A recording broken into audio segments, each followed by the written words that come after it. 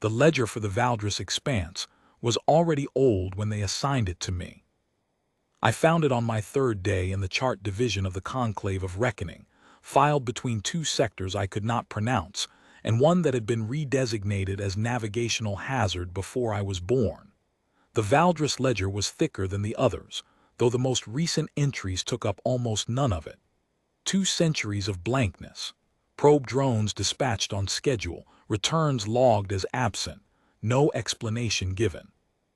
The elder archivist who had held the ledger before me had written exactly 3 words in the margin beside the last failed return: "Do not dispatch." She did not specify what should not be dispatched. I assumed she meant the probes. My name is Thesavik Ern. I was 26 years into my posting when I opened that ledger. I am writing this account so that whoever holds the Valdres ledger after me does not make the mistake of assuming the elder archivist's annotation was careless. The first thing I did when the ledger came to me was pull the return beacon logs going back to the original blank period. This is standard procedure for a stale sector redesignation.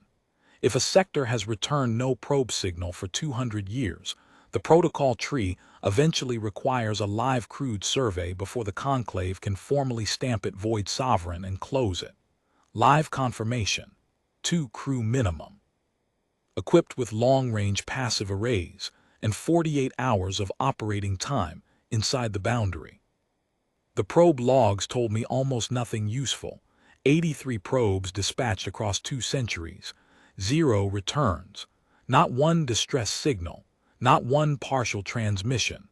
The probes went in and stopped existing as far as the conclave's instruments were concerned. The only anomaly in the logs was a density notation from the original survey team, a century before the blank period began. The Valdres Expanse contained a substantial debris field, origin unclear, composition consistent with military-grade fabrication. No species on record had ever claimed the debris as their own. The survey team had flagged it for follow-up. No follow-up was ever conducted. I should have found that strange. I am telling you now that I did not find it strange. I was junior. The protocol tree was clear. I filed the dispatch request for a crewed survey vessel, designated it routine, and went home. The vessel was called the Orvek Thin. 2 crew, a pilot named Dasek and a sensor specialist named Rune Voth. I had spoken to neither of them. This was not unusual for routine survey work. The conclave dispatched dozens of such vessels every quarter cycle. The crews were experienced. The work was dull. I was in the archive hall when the Orvek Thin crossed the Valdres boundary. I was cataloging a separate ledger, paying no particular attention to the monitor that tracked active survey vessels. The first transmission came in on schedule, 20 minutes after boundary crossing. Dasek's voice, calm, reading out coordinates, debris density, passive array initialization complete, everything standard. I noted it in the log and returned to my cataloging. The second transmission came 11 minutes later, which was early. I looked up at the monitor. Dasek was no longer calm. Not frightened, I want to be precise about that. I have heard frightened crew on a distress channel. The pitch climbs, the words compress, there is a quality of breath that changes. Dasek did not sound frightened. He sounded the way I imagine a geologist sounds when he is standing on a formation that should not exist and is trying to describe it to someone who cannot see it. His voice had the particular flatness of a person who has looked at something so far outside his categories that his brain has not yet decided how to feel. He said, "It is not debris." Then he said, "It is moving." Then Rune Voth's voice came on the channel and said, "There are 2 of them." I was standing by then. I do not remember rising from my chair. What followed was 18 minutes of transmission. I have reviewed the partial log more times than I can count in the years since, trying to find the moment I should have understood what I was hearing. I am not certain there was one. The language the crew used was the language of sensor readouts and visual confirmation, the same flat vocabulary all survey personnel use, and the things they were describing did not fit any vocabulary I had been trained with. 2 organisms. That much was clear. Vast, by the crew's estimation, Rune Voth ran the ranking twice because she did not believe the first result. Each one larger than the Orvec Thin by an order that she described as making the ship feel like a piece of debris itself, which given the surrounding field of human wreckage was not a comforting comparison. They were not static. They had been in motion, relative to each other, for what the debris pattern suggested was a very long time. The wreckage around them bore the marks of that motion. Hull sections sheared, plating bent in patterns inconsistent with any collision or explosion, consistent instead with force applied by something that gripped. Rune Voth said, "They are biological." Then she said, "I am reading hybridized fabrication signatures inside the biology." Then she was quiet for a moment, and when she came back on the channel, she read out a designation string that I recognized even then, even as a junior archivist 26 years into a first posting, because there are certain designation strings that every archivist in the conclave is required to know for purposes of historical cross-reference, and this one appeared in the founding charter of the Forbidden Zone Commission, which predates the conclave itself. It was a human military research identifier. 2 centuries old. I was across the archive hall before I knew I had moved. I pulled the Valdres ledger from its cabinet, found the original survey notation, debris field, military-grade fabrication, no species claimed, and I understood in the space of a single breath what had been sitting in the Valdres expanse for 200 years. Not debris. Weapons. Not dormant weapons, not dead weapons. Living weapons, designed and built and apparently released into that sector by a human military program so old it predated the current period of human expansion by nearly 3 centuries. Released or escaped or simply left, I do not know which. I do not know if it matters.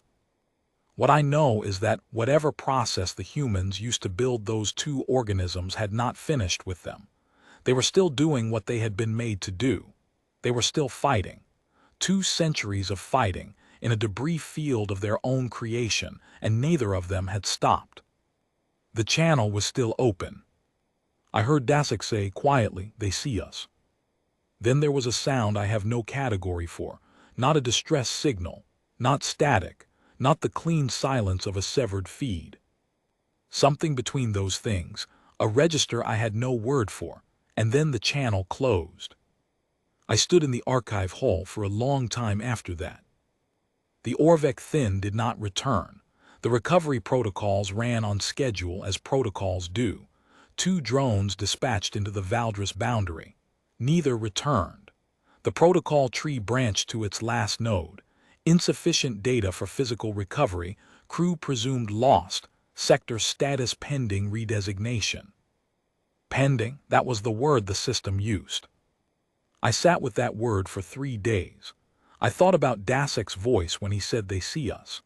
I thought about Rune Voth reading out that designation string with the flat precision of someone who has found something in a sensor array that she knows she is not equipped to deal with. I thought about the elder archivist who held this ledger before me, who dispatched 83 probes across 2 centuries, who watched 83 returns fail to arrive, and who wrote 3 words in the margin, and then apparently decided that 3 words were enough. Do not dispatch. She had not meant the probes, I understood that now. She had meant everything, she had meant us. On the 4th day, I opened the Valdres ledger to its final page, and wrote the entry that closes it. I noted the Orvec Thin's last transmission coordinates. I noted the 2 organisms, their estimated scale, the human military research identifier Rune Voth had read from her array. I noted that the debris field in the Valdres expanse is not a debris field in any navigational sense. It is the residue of a weapons program that no longer has anyone to answer to, continuing its work by its own internal logic, in a sector the galaxy has not approached in 2 centuries for reasons that are now, in my professional assessment, correct. I wrote the redesignation, Void sovereign. I wrote the access restriction. Senior conclave authorization required for any survey, probe, or transit request within 4 light-years of the Valdris boundary. I wrote the marginal annotation, which is the last thing an archivist writes before closing a ledger. I kept it short. 3 words, the same as before. I thought the elder archivist had earned that much. Then I closed the ledger and filed it in the sealed section, behind the cabinet that requires 2 keys, and I have not opened it since. People ask me sometimes, colleagues in the chart division, why the Valdris expanse is rated void sovereign rather than standard hazard. Standard hazard covers debris, radiation, gravitational anomaly, biological contamination. Void sovereign is reserved for sectors where the conclave has determined that the hazard cannot be mapped, cannot be predicted, and cannot be removed. I tell them the sector is closed and the records are sealed. They do not push further. There is a particular way I say it, I am told, that discourages further questions. I learned that tone from the ledger. Whatever the humans built in the Valdris expanse was built to last. It was built to fight. It was built, apparently, to win, though I have no evidence that either of those 2 things in that debris field has won anything in 2 centuries, or that winning was ever a concept they were designed to reach. Maybe the humans intended an end state. Maybe the end state was the one thing the program never finished specifying. That is the part I think about in the quiet of the archive hall, when the other catalogers have gone home, and the ledger cabinets are locked, and the monitor that once showed me the Orvik Thin's position shows nothing but a blank sector designation. The humans are a category now, a line on the chart, a zone the galaxy has learned to treat as a marginal notation and not a destination. But the Valdris expanse is not inside human space. The Valdris expanse is 4 sectors beyond any human boundary, out in the dark where no one claimed anything, and what is in it is still there, still doing what it was made to do, long after the people who made it stopped watching. The ledger is sealed.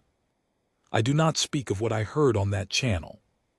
Some silences are not about fear.